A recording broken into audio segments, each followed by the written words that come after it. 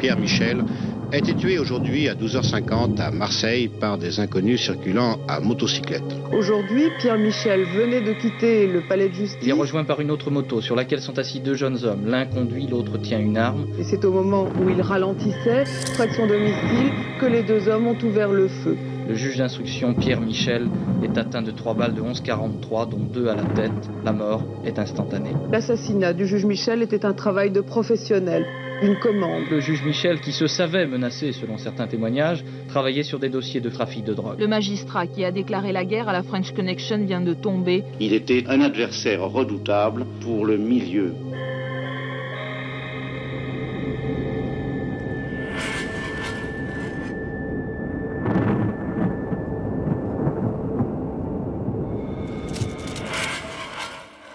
Au cours des années 60, les États-Unis sont gangrénés par le trafic de drogue.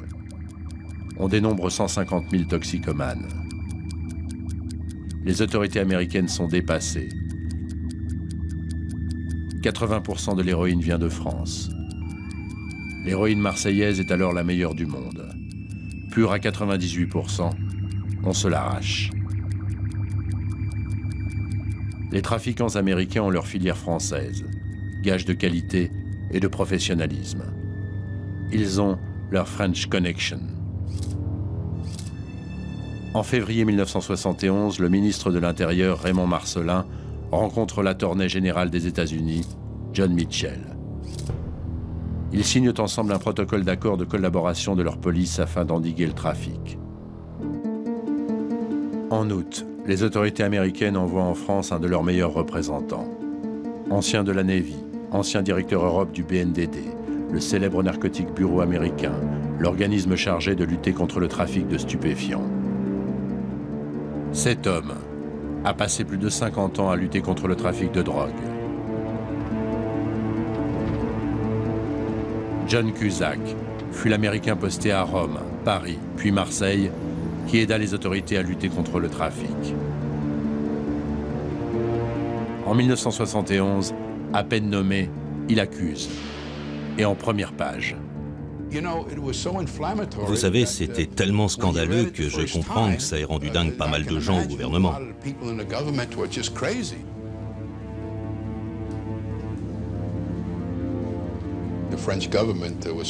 Le gouvernement français était tellement énervé qu'il voulait que je quitte le pays dans les 24 heures. Mais des personnes plus raisonnables sont intervenues et je pense qu'ils ont compris que je disais la vérité. L'héroïne de la French Connection était la meilleure héroïne de contrebande au monde.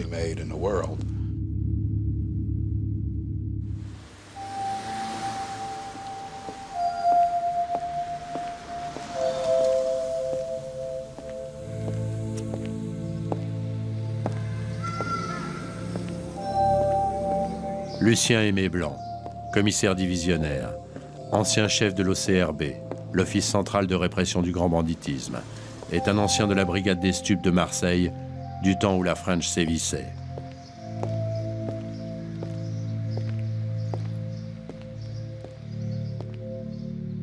Les services du ministère à l'époque, on niait cette affaire parce que on se sentait un peu responsable. Alors on a dit mais non, les Américains exagèrent, etc., etc. Mais on savait qu'ils disaient la vérité. Cusack n'y était pas allé avec le dos de la cuillère. Mais en vérité, ça a été le détonateur. Et puis je pense qu'il a fait avec l'accord des autorités américaines au plus haut niveau.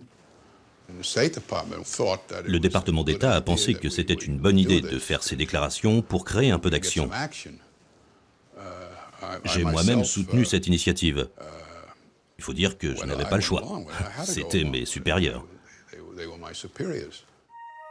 En fait, John Cusack ne fait que répercuter le mécontentement que le président Nixon fait peser sur les services américains incapables de juguler le trafic aux États-Unis. Très médiatique, John Cusack, après avoir accusé les autorités françaises, va même jusqu'à citer des noms de gros trafiquants à la presse. Dominique Venturi, dit Nick, grande intelligence en affaires. Il obtient dès 1953 des marchés de la mairie de Marseille et se dote de nombreuses protections politiques. Antoine Guérini, fils de berger corse, grand parrain de la pègre, avec son frère Barthélemy dit Mémé, ils ont fait main basse sur Marseille. Assassiné dans un règlement de compte en 1967, son clan lui a survécu. Marcel Francisi, résistant, médaillé, conseiller général RPR de Zicavo, en Corse. C'est dans la drogue, les jeux et la politique qu'il a bâti sa notoriété. Joseph Orsini, plus discret, ancien de la Carlingue, la Gestapo française. Condamné à mort à la Libération, il a fui aux États-Unis et a monté une filière canadienne d'approvisionnement d'héroïne. D'après un rapport rédigé par 2 députés américains, ces 4 familles sont depuis 10 ans au cœur de la production illégale d'héroïne à Marseille.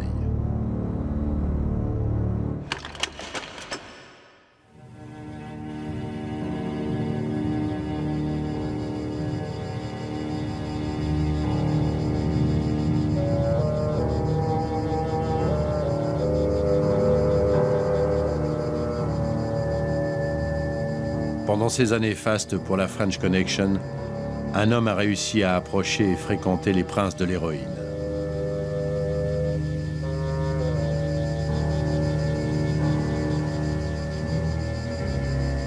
Spécialiste des filières de la drogue, Roger Colombani fut l'un des journalistes d'investigation les plus en contact avec ce qu'on a appelé le milieu. Je les ai tous connus et rencontrés, et j'ai eu des conversations avec eux. Les Guérini, c'était une famille de bergers de Calenzane, famille d'extrême modestie, qui touchait à la misère en Corse. Ils avaient su tourner kazakh au bon moment pendant la guerre, parce qu'ils avaient d'abord été pour la Gestapo, puis ensuite ils avaient changé de bord, changé de cap, et ils étaient devenus des personnages assez puissants qui avaient la haute main sur les grosses affaires illicites marseillaises, c'est-à-dire le trafic de la drogue, la prostitution, voilà quoi. Les fantaisies ne jouaient pas du tout le côté mafieux, hein. C'était des hommes qui s'occupaient de maisons de jeux, d'affaires, etc., surtout Marcel. Et c'était aussi des hommes qui se savaient très soutenus par le pouvoir de l'époque. Venturi avait monté des entreprises qui travaillaient avec la ville de Marseille. Il a été aidé avec les capitaux du milieu. Il a des liens avec la municipalité. Veut jouer les honnêtes hommes et s'insurge lorsqu'on lui dit qu'il a quand même un passé de gangster. Il est fiché au grand banditisme. On trouve des Corses parmi justement ce milieu-là parce que c'était des gens qui étaient dans une misère noire, exactement comme les Italiens qui ont fondé la Little Italy à New York, comme les Irlandais qui étaient chassés par l'ostracisme anglo-saxon, et comme les Juifs qui se trouvaient, qui représentaient exactement l'une des mafias de New York à cette époque-là. Voilà, c'est la misère qui fait quelquefois le crime aussi.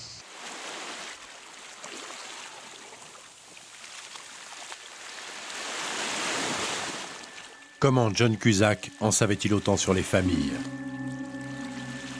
Pourquoi les autorités américaines semblent-elles si bien connaître le trafic?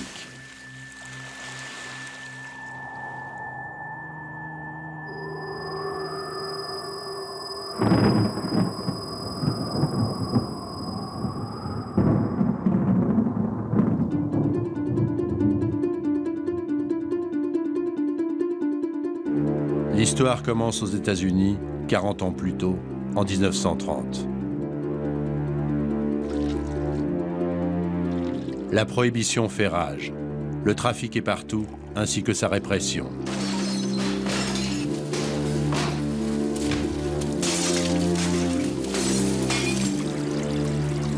Le grand patron de la prohibition, chef de la mafia de New York, l'homme qui a su transformer la mafia artisanale en un syndicat du crime puissant et organisé, celui qui fait partie de la jeunesse de la French Connection, se nomme Lucky Luciano. Je l'ai rencontré à Naples, c'était un homme particulièrement affable, bien élevé, intelligent, vif. Il ne s'appelait pas Luciano, il s'appelait Lucana.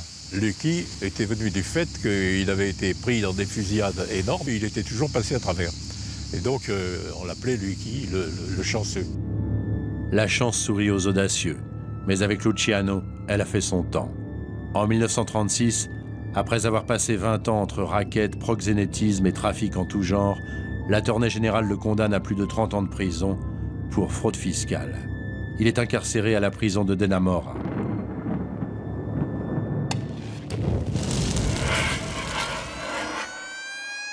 Mais un événement va contrecarrer les plans de la justice américaine.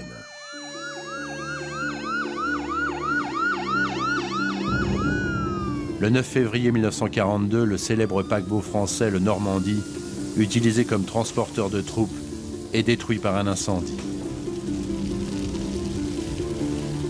Officiellement, on l'attribue aux nazis.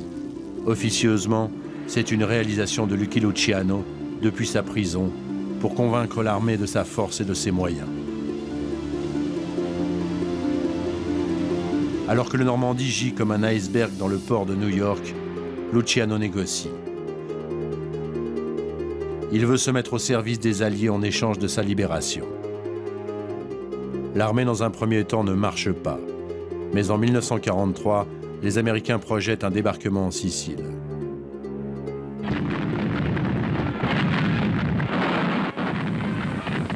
De sa prison, Luciano et associés font appel à la mafia sicilienne.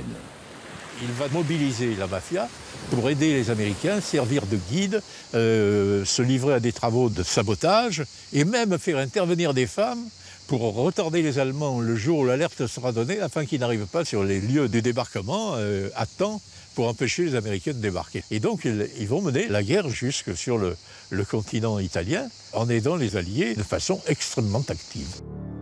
Le débarquement allié en Sicile est une réussite, mais chaque marché a un prix. Et le prix à payer, c'est la libération de Luciano.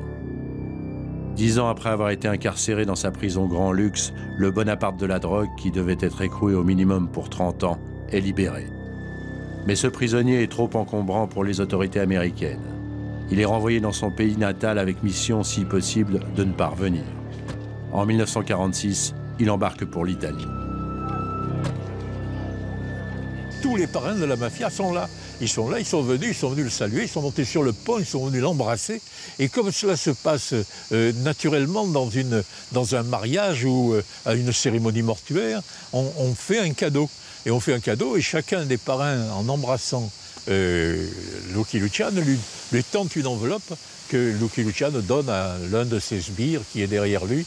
Et peu à peu, le tas des enveloppes se grossit.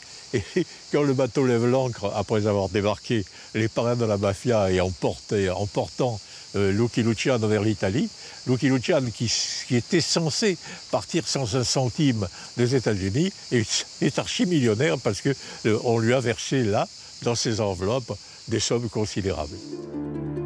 En arrivant à Naples, Luciano, qui est surveillé de près par les autorités italiennes, tente de se faire oublier.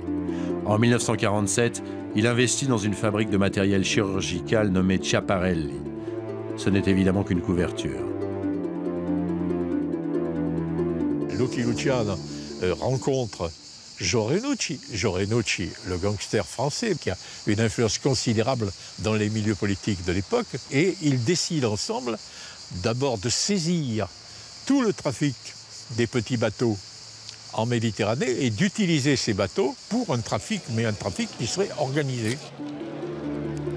À partir du port de Tanger, qui demeure un des rares ports libres de la Méditerranée, Lucky Luciano et Joe Renucci arraisonnent les bateaux d'approvisionnement à destination de l'Europe et revendent les marchandises au marché noir. Cigarettes, banylons, produits de première nécessité. Le vieux continent manque de tout.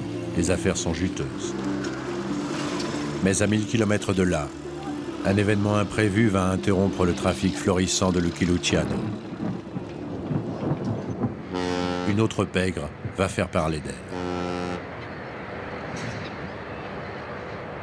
Marseille, novembre 1947. Suite à un mécontentement social grandissant, une grève éclate avec les dockers en tête. Des manifestants s'en prennent aux biens du clan Guérini. À la Libération, Antoine et Barthélemy sont sortis auréolés de leur choix de la résistance. Barthélemy a même été décoré de la Croix de guerre pour fait d'armes. Bien installés sur le Vieux-Port, ils ont ouvert de nombreux établissements, bordé les boîtes de nuit, symboles d'argent facile et de marché noir, ce qui agace les grévistes. Les dockers veulent en découdre avec le milieu. La boîte de nuit était occupée par des grévistes dockers qui étaient en train de tout casser dans la boîte de nuit. Hein. Guérini va prendre d'assaut sa propre boîte de nuit et tirer les coups de revolver et tuer un jeune garçon gréviste. Le jeune Vincent Voulon est abattu. Les manifestants ont vu les Guérini tirer dans la foule. Mais devant le juge, il y a des amnésies subites. La grève s'étend au niveau national. Elle inquiète le milieu car elle bloque l'ensemble des trafics. La grève préoccupe aussi le gouvernement américain. La CIA craint que les communistes ne prennent le contrôle de toutes les activités du port et ne viennent bloquer le tout fraîchement élaboré plan Marshall. La CIA tente une partie en 2 coups. Tout d'abord, elle va utiliser la gauche pour lutter contre la gauche. Elle va se servir du syndicaliste américain Irving Brown qui va encourager à coups de milliers de dollars des services secrets une scission au sein de la toute-puissante CGT, qui se scindra en CGT et Force ouvrière.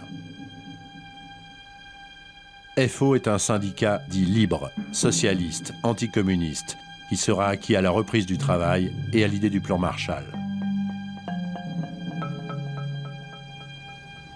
Deuxième coup, la CIA réalise que la grève gêne aussi le milieu. Ses agents vont donc fournir argent et armes aux gangs de Marseille pour qu'ils cassent la grève. Les hommes des Guérini ne vont pas faire dans le détail. La grande technique, c'était sur le terrain que ça s'est passé. Parce qu'en définitive, avec les dockers, c'était, comme on dit à Marseille, à la castagne. Hein. La castagne étant quelquefois prolongée d'un bâton ou d'un revolver. Après 30 jours de grève et d'affrontements musclés, la CIA remporte la partie. Marseille, la tête de pont du plan Marshall en Europe, peut reprendre son activité. Les frères Guérini s'affirment comme les véritables maîtres de la pègre marseillaise.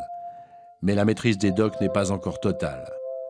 1947 n'est que la répétition générale de ce qui va se passer 3 ans plus tard.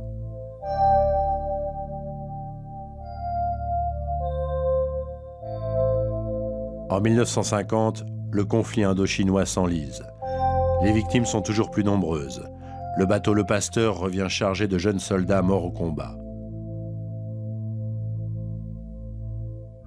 Les dockers réagissent.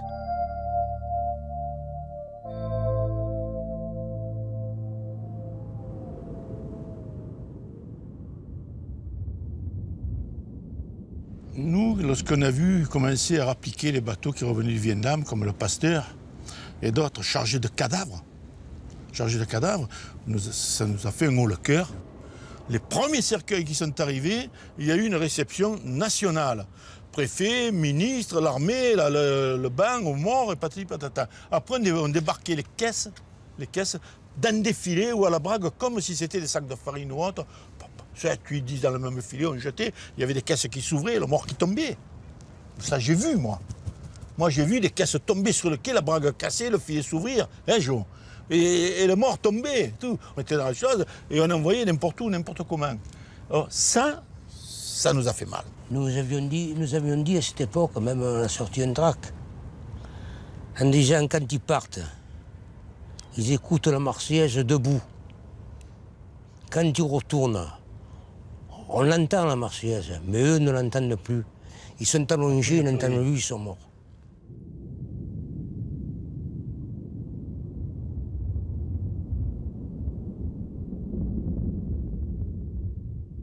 Nous avons dit, alors pour les aider, nous allons refuser d'embarquer des armes pour le Vietnam. Pour sauvegarder la vie de nos soldats, de nos jeunes soldats. On a dit comme ça, sans armes, la guerre va s'arrêter. Jusqu'au jour où ils ont pris la décision de licencier 800 dockers. Tous ceux qui avaient enregistré, qui avaient participé à ces mouvements, nous avons dit, en soutien de nos 800 camarades licenciés du port, nous faisons grève générale sur le port et ça a été la fameuse grève de 1950. Le 10 mars 1950, les 4000 dockers de Marseille se mettent en grève. Vite suivis au niveau national, ils seront 35 000 2 semaines plus tard à bloquer l'ensemble des ports de France. Là encore, le gouvernement américain, les politiques, Lucky Luciano et le clan Guérini ont un objectif commun: mettre fin à cette grève. Ils vont tout faire pour la briser. Ils ont fait sortir des prisons des voyous des voyous, des gangsters emprisonnés avec la promesse naturellement de leur libération. Ils ont été libérés pour organiser ces équipes de briseurs de grève. Les services secrets US rôdent encore sur les docks. Thomas Braden, l'ancien directeur du département des affaires internationales de la CIA, déclarait en 1967 : « C'est moi qui ai eu l'idée de donner 15 000 $ à Irving Brown. Il en avait besoin pour payer ses escouades de gros bras des ports de la Méditerranée afin que les cargaisons américaines puissent être déchargées en dépit de l'opposition des dockers communistes. » Après avoir divisé la CGT, Irving Brown, le syndicaliste made in CIA, paye et casse la grève à l'aide de gros bras qui étaient en l'occurrence les sbires des clans Guerini, Francisi et Venturi. Peu à peu, tout cela a en quelque sorte découragé les combattants aussi. Et les combattants, enfin les dockers, qui ont compris que la partie, de toute façon, à long terme, serait perdue. Après 40 jours de grève, les docks sont libérés, et durablement cette fois. Le succès du milieu est total. Les bateaux repartent vers l'Indochine et les politiques reconnaissants ferment les yeux sur les trafics. À Naples, Lucky Luciano, qui n'a assisté que de loin aux événements, ne peut que s'en réjouir. Il trouve à Marseille une pègre puissante qui maîtrise les docks et qui plus est, a des appuis politiques. Ces trafics vont enfin pouvoir reprendre. Luciano s'associe avec la filière corse et notamment avec les Venturi et Francisi, sous le haut patronage d'Antoine Guerini, alors grand parrain de la pègre marseillaise. Une rencontre décisive qui sera à l'origine d'un des plus grands trafics de l'histoire. Les équipes de Luciano vont convoyer la morphine base issue de l'opium, de l'Indochine, du Moyen-Orient et surtout de Turquie jusqu'à Marseille, où les labos du milieu la transforment en héroïne. Elle est ensuite exportée vers les États-Unis. C'est à cette période que la pègre marseillaise s'entoure d'un nouveau venu, Joseph Césari, ou Monsieur Jo. Ce chimiste hors pair parvient à mijoter dans des laboratoires de fortune une héroïne pure à 98%, une qualité jamais atteinte qui fait de la Marseillaise la meilleure héroïne au monde.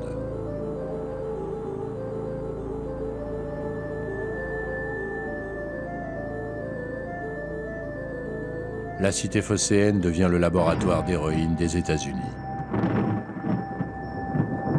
La French Connection est lancée.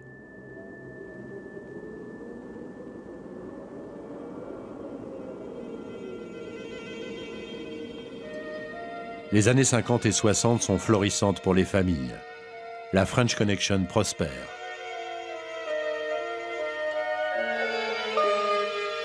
En 1953, Dominique Venturi crée une entreprise de travaux publics, la CEGM, et empochera pendant près de 30 ans un grand nombre de marchés municipaux de la ville de Marseille. Son frère Jean est responsable de la société Ricard au Canada et assure une filière canadienne de l'héroïne. Marcel Francisi, le joueur, est surnommé Mister Héroïne par la presse américaine. Il est lié au SAC, le service d'action civique, une police parallèle, liée au parti gaulliste, qui recrute aussi bien dans les services secrets que dans le milieu de la pègre. Propriétaire de salles de jeu en France et en Angleterre, il migre quelques affaires sur Paris, où il s'offre même le Fouquet's et le cercle Haussmann, où le gratin vient flamber. Antoine et Mémé Guérini sont les juges de paix du milieu. Leur quartier général n'est autre que l'hôtel Méditerranée situé sur le Vieux-Port. Grand parrain, il domine la pègre et attire même les stars. C'était une époque où Alain Delon et Nathalie Delon fréquentaient un peu tous ces gens-là. Et où ces gens-là recherchaient aussi la fréquentation de vedettes parce que ça leur permettait de s'installer dans la société de l'époque. Mémé, c'était le chargé de relations publiques. C'était lui qui recevait, il avait le whisky et le pastis facile. Et c'était des gens plutôt affables, qui recevaient volontiers, qui avaient la poignée de main facile et qui discutaient ouvertement des affaires du moment, pas des leurs, mais des affaires du moment en disant « Ah, mais de notre point de vue, c'est comme ça ou comme ça ». Le milieu prend ses aises à Marseille. Gaston Defer, l'inamovible maire, règne depuis 1953 et ne semble pas s'en soucier. C'est tout naturel. Les Venturi et Guérini n'étaient pas moins que ses gardes du corps et colleurs d'affiches.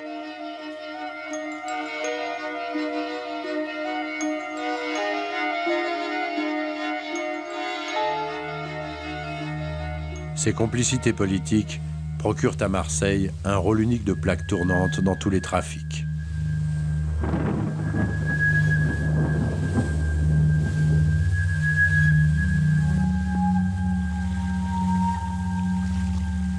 En ce début des années 70, les autorités américaines ne se trompaient pas. Le scandale de John Cusack, orchestré par le département d'État, a l'effet escompté. Paris, qui faisait la sourde oreille, n'a plus le choix. La presse s'est emparée du sujet brûlant et découvre que la consommation de drogue en France, qui était marginale dans les années 60, explose en ce début des années 70. Si vous voulez, on n'avait pas pris la mesure, nous, de la dimension de ce trafic, et les services de stupéfiants étaient un peu considérés comme des parents pauvres, parce que, on est un gros braquage dans Marseille, ça secouait les médias, mais un trafic de stupéfiants, ça restait quelque part confidentiel. Le problème qui a surgi, c'est lorsque ces trafiquants, au lieu de continuer comme les anciens à approvisionner l'Amérique dans des filières relativement confidentielles, se sont mis à vendre de l'héroïne dans les villes françaises. C'est à ce moment qu'ils ont compris la situation. En 1971, c'était la seule période où j'ai vu des drogués ici à Marseille. J'ai travaillé ici à Marseille et je n'avais jamais vu de drogués. Mais en 1971, j'en voyais des héroïnomanes, juste là. On avait identifié, hein, pas détecté, on savait. On avait identifié à peu près 2500-3000 consommateurs d'héroïne rien qu'à Marseille. 4 000 francs, c'est pas à moi, c'est à... Ouais, mais lui, il avait acheté un paquet. Lui. À moi? J'étais pas avec lui. Je vous ai vu tous les quatre. Non, j'allais acheter 4 000 francs, c'est la préparation d'un petit sachet. Parce que là, tu vas pas me dire que c'est pour ta consommation personnelle. Hein. Et combien de temps que tu te cultives de drogue? 3 ans. L'héroïne depuis 3 ans? Oui. Tu t'es piqué ou toujours par prise en hasard? Toujours par prise en hasard. Combien de cures? Une ou deux? Une. De combien? 32 jours. Genre piqué au truc, combien de temps? Donc Marcelin, qui était un très bon ministre de l'Intérieur, qui avait les pieds sur terre, a bien compris qu'on était acculés, qu'il fallait faire quelque chose. Du jour au lendemain, on nous a donné tous les moyens qu'il fallait. Des voitures rapides, des écoutes téléphoniques, de la disponibilité et même des crédits qui provenaient des fonds secrets. L'effectif de la brigade des stupéfiants de Marseille passa de 8 en 1969 à 77 2 ans plus tard. Des deux côtés de l'Atlantique, la collaboration entre truands accélère une collaboration policière. Plusieurs rencontres internationales sont mises en place.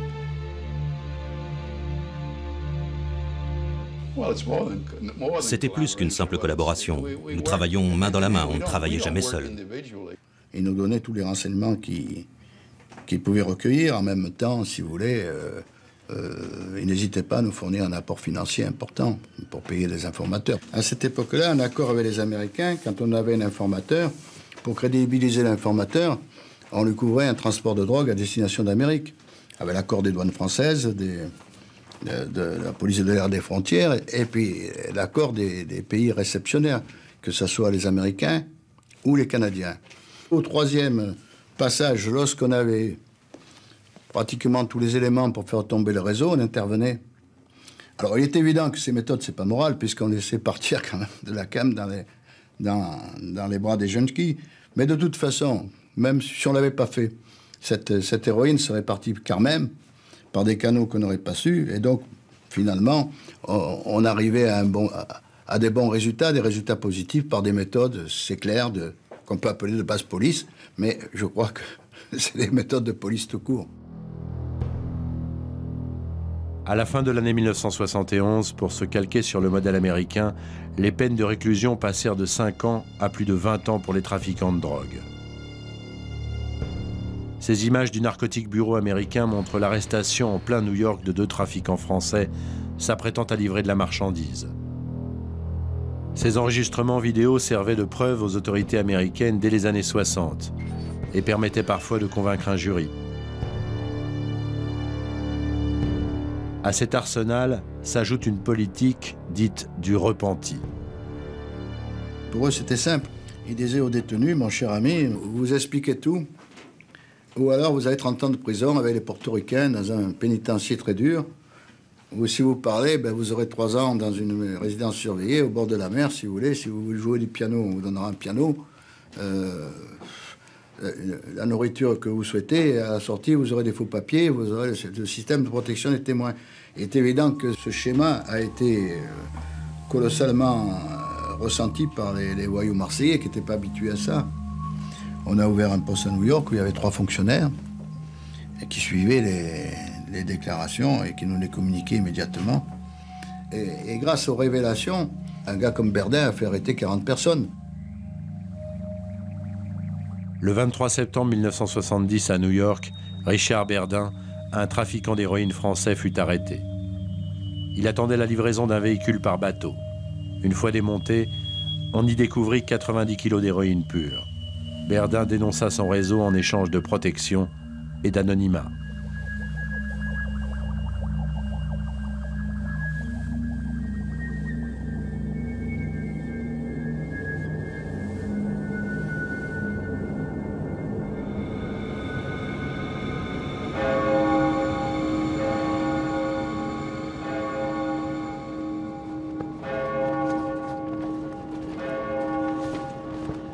Si des Français sont si fortement impliqués dans le trafic international, si les meilleurs chimistes sont à Marseille, si Marseille est la capitale mondiale de l'héroïne, c'est qu'il y a des filières, des racines, des antécédents historiques dont il faut se souvenir. La France n'a pas un passé des plus glorieux concernant l'opium.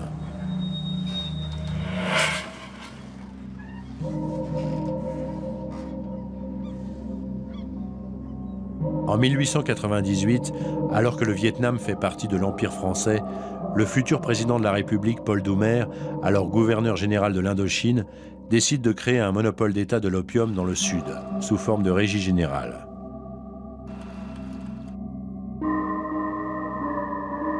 Charles Fourniot, historien et écrivain, est spécialiste de l'histoire du Vietnam.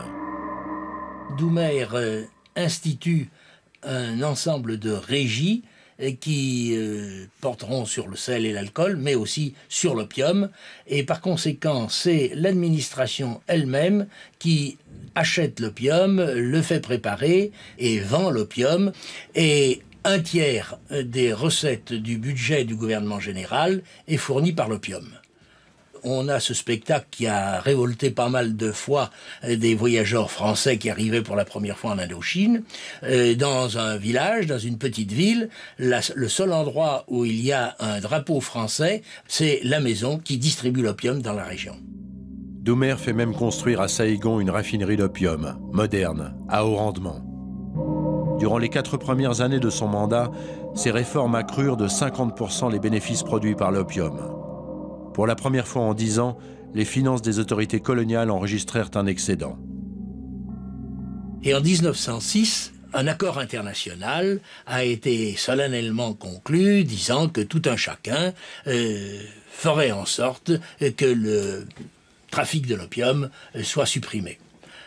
Une fois ces belles décisions prises sur le plan international, le gouverneur général de l'Indochine a répondu au gouvernement métropolitain: c'est bien gentil votre affaire, mais que devient mon budget?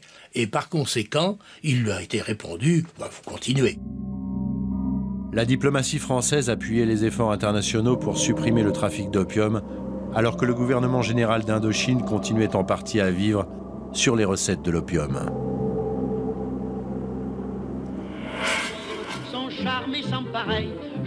Jusque dans les années 40, des marins trafiquants font arriver l'opium à Marseille. C'est l'âge d'or du trafic. Nombre d'écrivains, artistes, poètes y trouvent une source intarissable d'inspiration.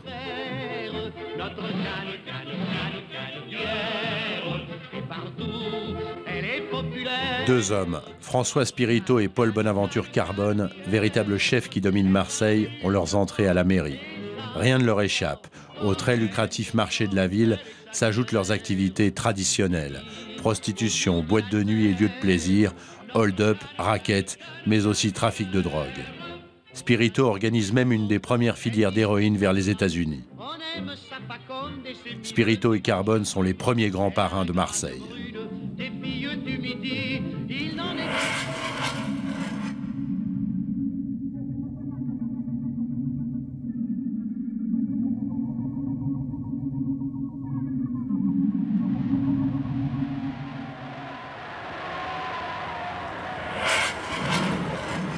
Marseille. Ici, tout de suite, c'est l'ovation. Après le premier salut officiel, c'est la descente vers ces rues où se pressent 1 million d'hommes, de femmes, d'enfants qui, de toute leur voix, acclament le chef, qu'ils veulent suivre et qu'ils peuvent aimer.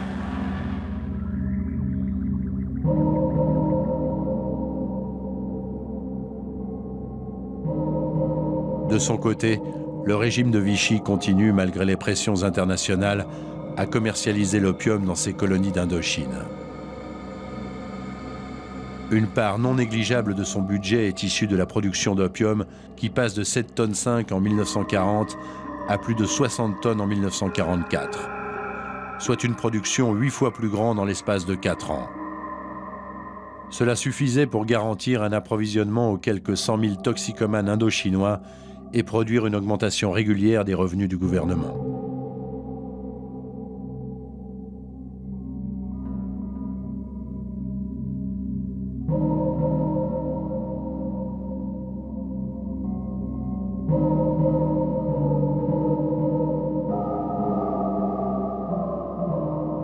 Lorsqu'en 1945, la France est libérée, les services secrets tout juste remaniés vont malheureusement, avec la guerre d'Indochine, être compromis dans le trafic d'opium.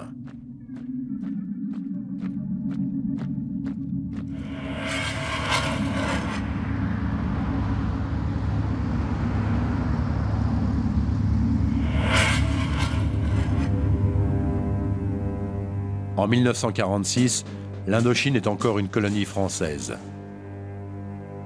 Sous la pression internationale, le gouvernement décide d'y supprimer la consommation et la vente légale d'opium. Mais les services secrets ne sont pas de cet avis. Et l'opération X va être élaborée. Pour contrer le Viet Minh communiste, les services secrets français montent le GCMA, littéralement Groupement de Commando Mixte Aéroporté. Ce corps d'élite forme des tribus des hauts plateaux du Laos à la lutte et au maquis. Saut en parachute, contre-guérilla, mission de sabotage en tout genre, maniement d'armes et d'explosifs. Parmi les tribus formées se trouvent les Méos, paysans et cultivateurs d'opium. Alors que le gouvernement vient de signer un décret ayant pour but de supprimer la production, la vente et la consommation d'opium en Indochine, le GCMA, à travers l'opération X, va pourtant acheter l'opium des Méos pour les garder dans le giron français.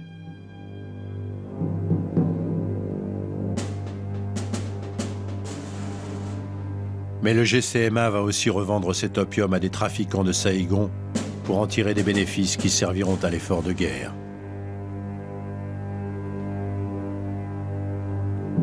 Une note de mars 1953 prouve que suite à une perquisition, plus de 1500 kilos d'opium sont trouvés dans une cantine du GCMA. Cela ne représentait qu'une quantité résiduelle. Le trafic a porté sur plusieurs dizaines de tonnes. Le colonel Trinquier, expert en contre-guérilla, commandant responsable des maquisards, révélait quelques années plus tard. L'argent de l'opium finança les maquis du Laos. Un DC-3 acheminait la drogue. L'argent placé servait à réapprovisionner en vivres et en armes les guérillas. Bien sûr, nous taisions ces pratiques. Nous n'en parlions pas aux autorités d'Hanoï, moins encore à celles de Paris.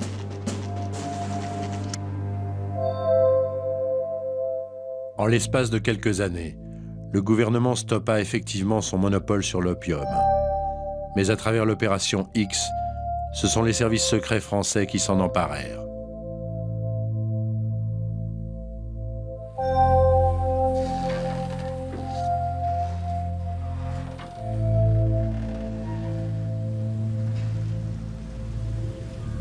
Services secrets, politiciens, truands, tous ont été impliqués dans le commerce de l'opium, contribuant à faire de la France une zone de transit de la marchandise et de Marseille, capitale coloniale de l'Empire, un laboratoire de transformation mondialement réputé.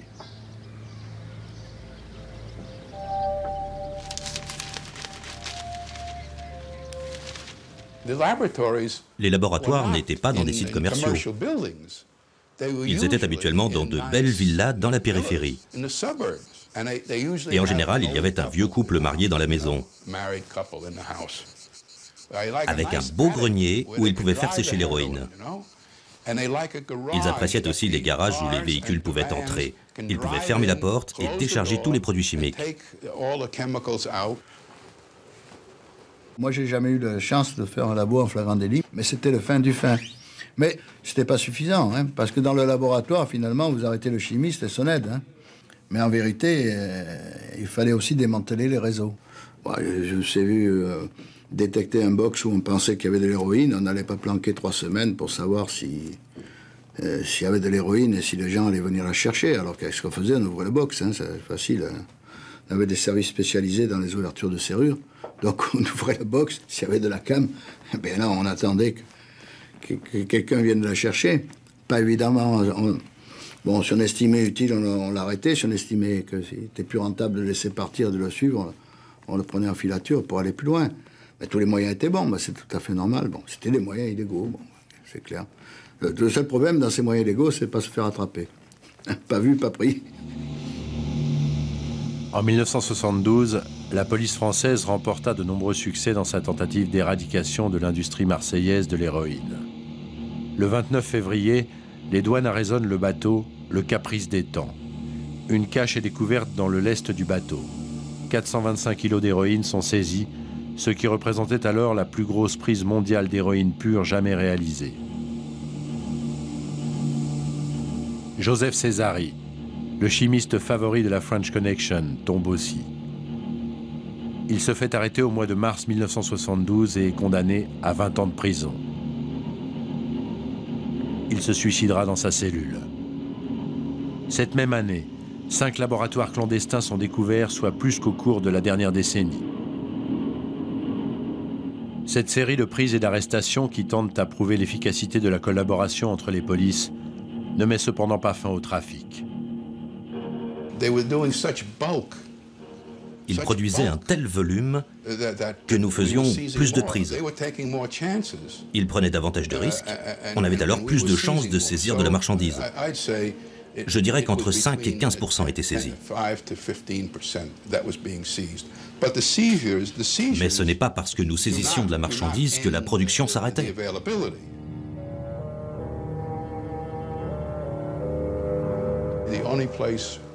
Le seul moment où c'est vulnérable, c'est lorsque ça pousse dans la terre. C'est planté dans des champs et ça ne bouge pas pendant environ 6 mois. Et c'est là qu'il faut la saisir. 80% de l'opium transformé en héroïne à Marseille provenait de Turquie. John Cusack eut l'idée de faire pression sur le gouvernement turc pour faire cesser la production illicite d'opium. J'ai travaillé en solo sur ce projet pendant environ 1 an et demi. Et en 1967, ils ont accepté d'arrêter la production d'opium en l'espace de 5 ans. Ainsi, en 1972, eut lieu la dernière récolte d'opium en Turquie. Et pendant quelques années, l'offre d'héroïne aux États-Unis était en régression. Malgré ces mesures, la French Connection sut s'approvisionner via d'autres canaux. Le Vietnam devint son principal fournisseur d'opium. Puis la mondialisation du trafic, de ses sources, de ses consommateurs, créa de facto d'autres filières. Des concurrents très sérieux apparurent et mirent en difficulté nos 4 familles.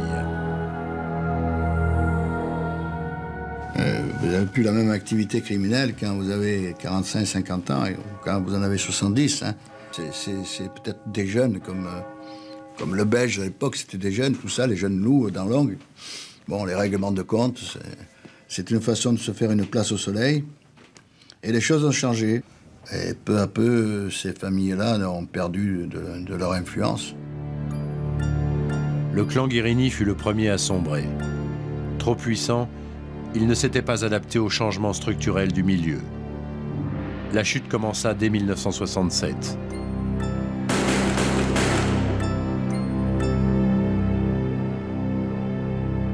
Antoine, le parrain, est abattu dans une station-service. Pendant l'enterrement, un petit truand de Besançon, Claude Mondroyant, accompagné d'un complice espagnol, cambriole la villa familiale.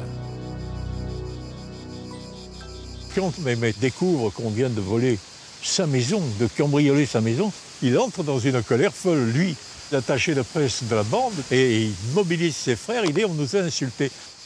On fait venir donc Mondroyant, Mémé arrive, dit « bon allez, on va lui faire un tour, un peu découvrir les environs ». Et ils vont amener le malheureux Mondroyant qui ne se doute absolument pas de ce qui va lui arriver. Ils partent évidemment dans un circuit habituel des voyous marseillais. Quand ils veulent se débarrasser de quelque chose qui les gêne, et notamment d'un cadavre, ils vont au Cap Canaille, c'est-à-dire sur les falaises de Cassis, et là ils jettent le cadavre. Malheureusement, le corps reste accroché très près de le terre-plein où la voiture s'est arrêtée, et on le découvrira dès le lendemain matin. Dès le lendemain matin, on saura que c'est Mémé Guérini et sa bande qui ont tué Mondroyant, et Mémé commencera à entrer dans les ennuis à ce moment-là. Le 4 août 1967, la police débarque dans le club de Mémé et l'arrête, ainsi que ses gardes du corps. La chute du clan Guérini est amorcée. Pour Marcel Francisci, le joueur, rien ne va plus. Il est rattrapé par la guerre des jeux et est assassiné dans le parking de son domicile parisien en 1982. Dans les années 80, Dominique Venturi, l'industriel, refait surface. Il est impliqué dans une sombre affaire de fausses factures et de marchés truqués. Mais si on vous poursuit, monsieur, depuis 30 ans, c'est parce que, comme on dit, vous êtes fiché dans le milieu. Comment dit-on dans la police? Écoutez, monsieur, ça, vous demanderez à la police. Maintenant, est-ce que vous, monsieur, vous avez vu des malfaiteurs que depuis 30 ans, on parle de eux et que la police n'a jamais pu les arrêter? Mais vous faites partie des intouchables, comme on dit, des mandarins de la côte. C'est ce qu'on dit. Intouchables pourquoi et de quoi et par qui? La preuve, c'est que, monsieur, si j'étais si intouchable que ça, on ne m'aurait pas sali depuis 30 ans comme on le fait.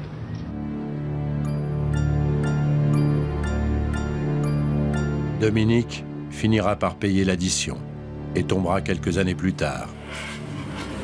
Quant à Joseph Orsini, le discret, après avoir purgé une peine de 10 ans de prison aux États-Unis dans les années 50, il s'installe en Espagne avec ses hommes, où il a finalement rendu service à d'autres réseaux et a disparu depuis.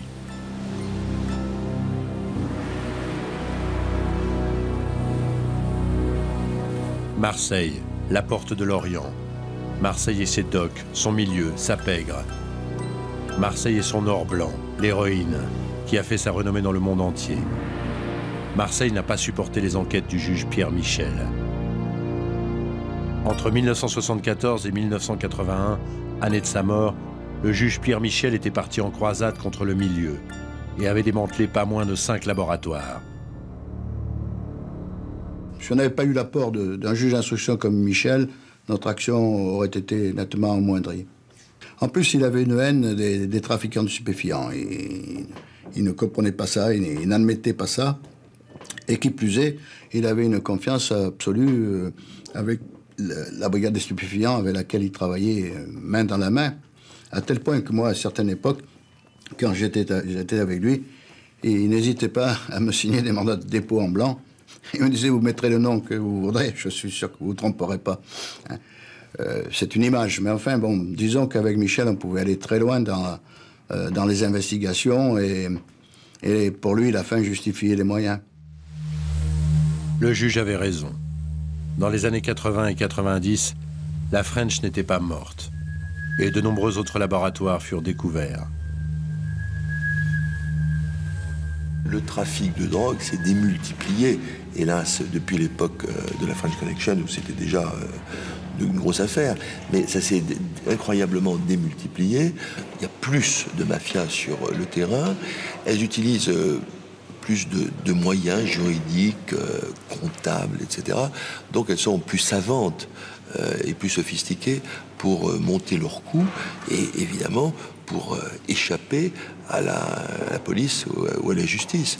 C'est devenu des plaies de l'Europe et les dispositifs européens comme l'espace Schengen, etc., sont assez inopérants par rapport à ces questions, parce que les incriminations ne sont pas les mêmes d'un pays à l'autre, parce qu'il y a une grande différence dans les jugements, dans les peines qui sont applicables, dans les procédures judiciaires qui sont utilisées.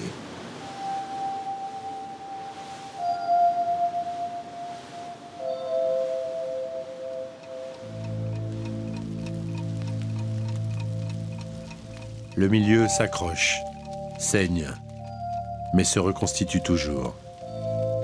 Assassinat, règlement de compte, il lutte, il se transforme.